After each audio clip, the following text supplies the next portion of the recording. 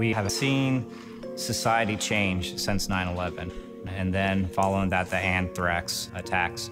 And that asymmetric threat that has been brought to our career field for the response piece is really sometimes challenging to get people to understand the level of danger that we have to do, but that's why we train so much. I remember when I finished the live agent training portion, calling my parents up and saying, hey, guess what I did? I could tell my mom was less than thrilled when I explained to her what I was doing and just nonchalantly telling her, yeah, this stuff, one drop of it could probably kill me if I got it on my skin. My family knows what I do. My family understands the dangers. One, we're in the military. There's dangers just in the fact that we're in the military and we're expected to go and fight, sometimes die for our country.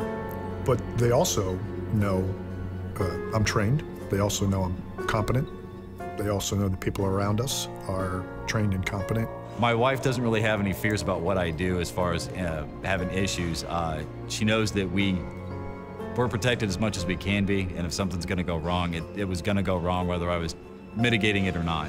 I let my family back home kind of understand what I do for a living in the Air Force. The best way I try to describe what I do is FEMA, but for the Air Force. And we deal with all kinds of incidents, not just your typical natural disasters that most people relate FEMA to, but also major accidents, aircraft accidents, terrorist incidents.